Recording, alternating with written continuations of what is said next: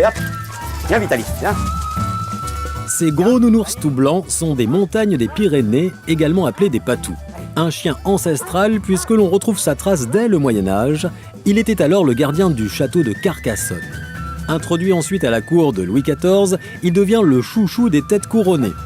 Chantal et son mari ont craqué pour eux, au point d'en faire désormais l'élevage. Ils ne tarissent pas d'éloges sur eux. Alors, le Montagne des Pyrénées, c'est un chien très sympa, très affectueux, un peu têtu, ça c'est sûr, mais quand on sait bien le maîtriser, il n'y a pas de problème. Hein? Viens, bébelle. Avec le dog allemand, ce montagnard est sans aucun doute le plus robuste des molossoïdes. Descendant du dog du Tibet, il peut atteindre les 70 kg et les 65 cm au garrot. Évidemment, c'est un chien à ne pas mettre entre toutes les mains. Il faut vraiment mettre les barrières, les interdits, les autorisations et surtout ne pas céder. Parce que c'est un chien têtu qui réessaiera le lendemain de faire la même bêtise. Et là, il ne faut pas céder et dire oh, bah, c'est un bébé, on va attendre. Surtout pas. Il faut vraiment lui inculquer dès le départ vraiment les règles à avoir à la maison. Ok, impossible de ne pas craquer pour eux. Pourtant, ne succombez pas si vous vivez en appartement. Votre ami y sera très malheureux. Le Montagne des Pyrénées est un chien rustique, donc il faut vraiment lui garder son instinct premier, c'est-à-dire que bon, c'est un chien de compagnie qui peut vivre dans une maison, mais qui préfère surtout être à l'extérieur. C'est pas un chien de salon, voilà. Allez bébé, un petit peu dehors. Oh là là, il pleut. Donc voilà, Dionysos et Douchka, donc des bébés qui ont 5 semaines. Donc là, on va commencer à les mettre un petit peu en contact avec les plus grands. Leur faire voir un petit peu le monde extérieur. Oh les gros bébés! Regarde mon nounou. Dans quelques semaines, Dionysos et Douchka seront séparés de leur mère et rejoindront une famille aimante. En attendant, notre éleveuse familiarise les bébés à leurs congénères. C'est la condition sine qua non pour en faire des adultes équilibrés et bien élevés. Oh, mais ils sont trop petits pour jouer encore. Petit cœur. Oh. Ça, c'est des copains. Copains, copines. Tiens, regarde, viens. Une véritable école de la vie, il faut les habituer à tous les bruits. Tu voudrais jouer avec, hein, mais ils sont trop petits. Ils sont habitués à tous les bruits ménagers, aspirateurs, télévision, radio, enfin tout ce qui peut, une porte qui claque, les allées et venues de nous, bien évidemment. Donc ça les habitue à toutes sortes de bruits. Quand ils sont dehors, bon, quand la saison le permet, c'est la tondeuse, la débroussailleuse, et ce sont les gens qui passent, qui viennent voir l'élevage. Si on va voir les chiots juste pour leur donner à manger, ça peut être une catastrophe par la suite, parce que c'est un chien qui sera mal dans sa tête, et un chien qui est mal dans sa tête est trouillard, est peureux, il va se méfier de tout, il va pas se laisser caresser, et là il peut mordre. Alban et Alain sont les propriétaires de ces 3 gentils mastodontes. Amoureux de la race depuis toujours, ils ont peu à peu appris à cohabiter avec ces quelques 150 kilos de tendresse réunis. Cela implique tout de même quelques aménagements de leur vie quotidienne. C'est un chien fugueur qui a besoin d'espace, donc c'est vrai que si on laisse une porte ouverte sur l'extérieur, la première chose qu'il va être tenté de faire, c'est de se sauver tout simplement. Ils sont très protecteurs, notamment avec les enfants, très bons gardiens aussi. Mais elles se fondent vraiment dans la famille. Ils sont quasiment continuellement avec nous. Lorsqu'on se déplace, ils sont avec nous. On essaye de privilégier ce contact, je dirais, maximum. Parce que c'est un chien qui, effectivement, n'aime pas forcément être seul. Il est toujours, dans sa race d'origine, il est en contact soit du troupeau ou autre. Et en l'occurrence, là, c'est d'être avec nous. Il faut l'éduquer, il faut prendre son temps, il faut avoir de la patience. Ce qu'on apprend, c'est éviter à ce qu'elle saute sur les gens, en l'occurrence sur les enfants, parce que bon, on conçoit bien qu'une chienne qui fait 45-50 kilos par rapport à une enfant de 10 ans qui va faire 28-30 kilos, on comprend que le rapport n'est pas égal et ça peut être dangereux, effectivement. À l'origine, le patou est un chien de travail utilisé par les bergers pour se protéger des loups et des ours. Avec le retour en France de ces précieux animaux, le Montagne des Pyrénées est aujourd'hui encore la solution idéale pour préserver les troupeaux des prédateurs.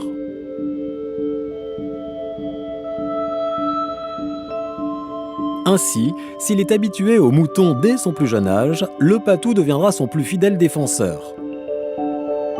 Une garde rapprochée qui demande alors beaucoup de prudence si l'on est randonneur. Il ne faut pas oublier qu'un chien au troupeau n'a pas du tout le même comportement qu'un chien de compagnie. Quand il voit arriver les randonneurs, il est tout de suite sur ses gardes, il regarde. Et vous devez faire pareil. C'est-à-dire que vous devez le regarder, faire son travail, mais surtout ne pas l'approcher. Parce qu'il protégera ses bêtes et dès que vous allez approcher du troupeau, il va vous prévenir. Et si vous insistez, c'est là qu'arrivent justement les problèmes. Parce que il va essayer de protéger son troupeau au maximum. On vous le répète, ces chiens sont de magnifiques compagnons. Mais ne craquez pas trop vite, vous devez être très disponible et posséder au minimum un jardin. Et oui, comme tous les chiens de travail, le patou s'ennuie vite et peut développer des troubles du comportement graves si vous n'êtes pas assez présent. Et puis, évitez l'achat en animalerie, préférez les conseils d'éleveurs spécialisés et amoureux de leurs amis. Comme nous vous en présentons régulièrement dans cette émission.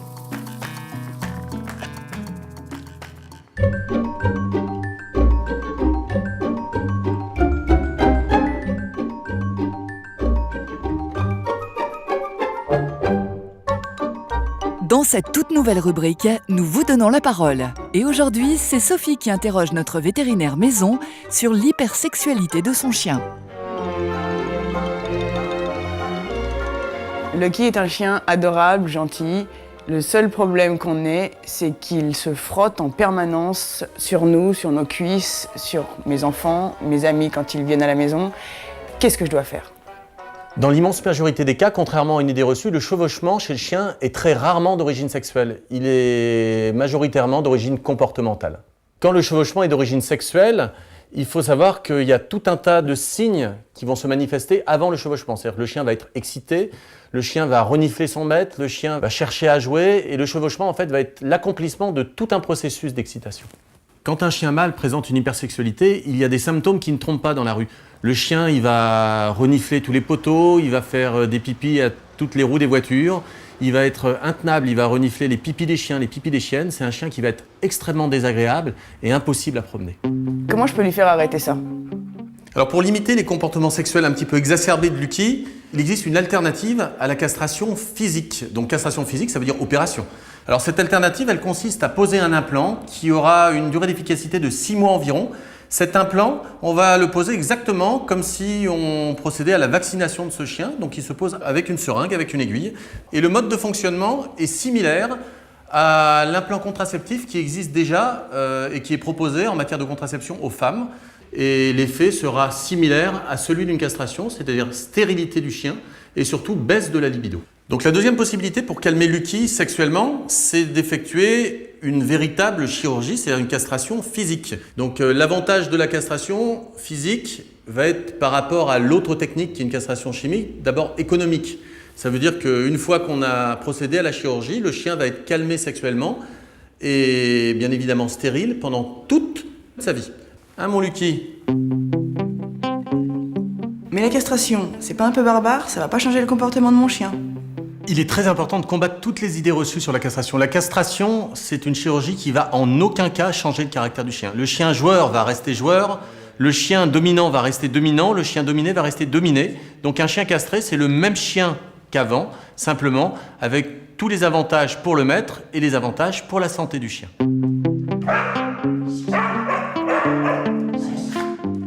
Un chien castré, c'est un chien qui, par exemple, aura beaucoup moins de problèmes, n'aura pas de problème de prostate.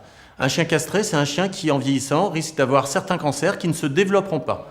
On ne se trompe pas lorsqu'on affirme que lorsque l'on castre son chien, on augmente sensiblement l'espérance de vie de son chien. Si c'est pas sexuel, d'où ça peut venir? Donc lorsque le chevauchement n'est pas sexuel, il est comportemental. C'est le chien qui a été sevré trop tôt, qui n'a pas eu assez d'imprégnation par sa mère. Donc ce chien-là va développer une hyperémotivité, une hypersensibilité et qui va se traduire par un ensemble de troubles de comportement, dont par exemple le chevauchement. Et qu'est-ce qu'on doit faire dans ce cas?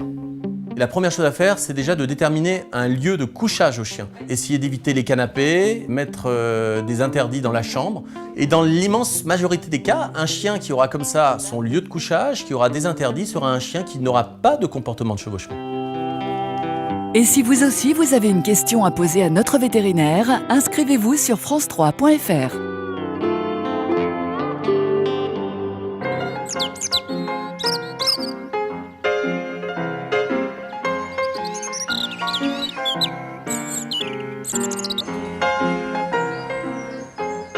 Ouvrez, ouvrez la cage aux oiseaux, dit la chanson.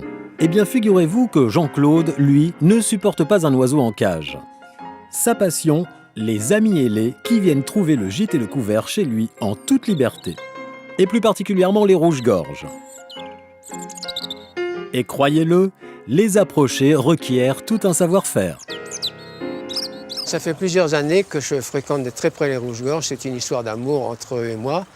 C'est vrai qu'ils ne sont pas toujours tous aussi familiers. On remarque assez facilement s'il vient très proche de vous, s'il n'a plus peur de vous. C'est d'abord à eux de faire le premier geste, si je puis dire. Et quand ce premier geste est fait, après, il faut toujours avoir dans la poche quelque chose pour lui donner, parce que c'est quand même ça l'intérêt. Il faut toujours avoir des miettes, quelque chose pour l'attirer. Pas de geste brusque, jamais de mouvement en avant, comme ça, pour lui faire peur. Vous vous accroupissez pour être à sa hauteur.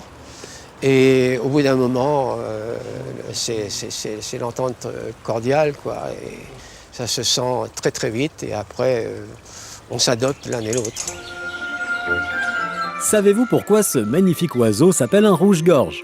Eh bien, une légende nous laisse entendre qu'à l'origine, ce passereau était tout brun, mais que l'un d'eux aurait tenté d'enlever avec son bec les épines sur la tête du Christ en croix.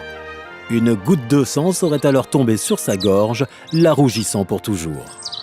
Plus scientifiquement maintenant, certains rouges-gorges sont migrateurs. En hiver, ils arrivent d'Europe de l'Est et séjournent chez nous où il fait normalement moins froid. Ici, en Bretagne, beaucoup se sont sédentarisés. Ils s'installent alors dans les bois et squattent les haies de nos jardins. C'est un oiseau peu farouche avec les humains, c'est pourquoi il n'est pas rare d'en voir sur le rebord des fenêtres ou dans les mangeoires. Sa première histoire d'amour avec un rouge-gorge, Jean-Claude la doit au froid. En grande difficulté, l'oiseau a choisi son jardin pour réclamer à manger. Il était très apprivoisé. Le soir, par exemple, il rentrait assez tard le soir, presque à la tombée de la nuit, parce qu'ils sont très tard à chanter, même en hiver. Et là, il s'installait dans mon garage. Et le matin, je lui rouvrais la porte et ressortait. Et ça, c'était tous les soirs la même chose. Je lui ouvrais la porte. Il venait et il repartait, il faisait ce qu'il voulait. Il se pose très souvent sur votre fenêtre, il vient voir ce que vous faites, il est curieux. C'est une des qualités d'un rouge-gorge, il est très curieux, donc il vient très proche des gens, il est très proche des gens. Nullement impressionné par la caméra, il s'est laissé filmer tel une star, même dans l'intimité de sa salle de bain. Qu'est-ce qu'il est devenu ? Il est venu mourir sur mon palier et la veille encore, il était à côté de moi et j'étais assis, il était tout près de moi et je ne me suis pas rendu compte qu'il était malade et je l'ai trouvé le matin sur mon palier. Alors là, j'ai pas voulu le jeter bien sûr dans une poubelle vulgairement. J'ai fait un caveau en béton, j'ai mis une dalle sur le caveau, une photo de rouge-gorge protégée par une petite plaque de verre. Ça, si ma maison, j'y suis plus un jour, sa tombe restera là parce qu'il faut le démolir, le caveau. Et j'entretiens cette petite tombe là qui m'est très chère, tout le temps. Voilà. Un monument émouvant qui reçoit beaucoup de visites. L'année suivante, quand même, il est venu un remplaçant. C'est toujours comme ça. Quand une haie, un morceau de haie n'est plus occupé, il y a toujours quelqu'un qui prend le relais. Et c'est ce qui s'est passé avec mon rouge-gorge. Un rouge-gorge qui a dû faire ses preuves et son nid pour remplacer son prédécesseur dans le cœur de notre homme. Devant ma fenêtre, il y avait une mangeoire. Et il y avait un espace où il y avait une tasse qui servait à mettre des graines. Et j'ai enlevé la tasse et ils en ont profité pour faire un nid à l'emplacement de la tasse. Et très très vite, le nid a été monté en 2 jours. Et puis à ce moment-là, je me suis dit, mais c'est un nid qui fabrique, et donc il faut le protéger. Et j'ai mis une barrière pour que les chats ne puissent pas les déranger. J'ai changé de parcours. Au lieu de passer devant lui, je passais par la cave. Et il nous a fait trop petits qu'on a filmé assez souvent.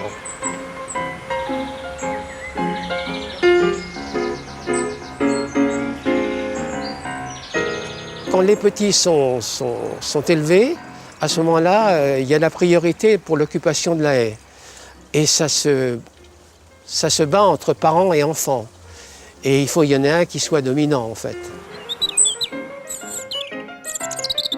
Il y a eu des accrochages sérieux, hein, avec des plumes qui volaient de temps en temps.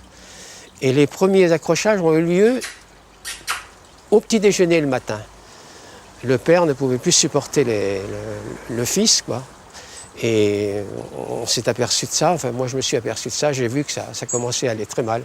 Et ce qui s'est passé, au bout d'un mois, il n'y en avait plus qu'un, c'était le fils. C'est l'enfant qui a dominé, il a chassé le père. Jean-Claude ne se lasse pas de leur compagnie, mais aussi et surtout de leur chant. Il faut dire qu'à la différence de bon nombre d'oiseaux, le rouge-gorge chante toute l'année. Un chant magnifique, pourtant destiné à faire savoir à ses congénères qu'ils ne doivent pas s'aventurer sur son territoire. Sinon, forcément, il pourrait bien se fâcher et voir tout rouge.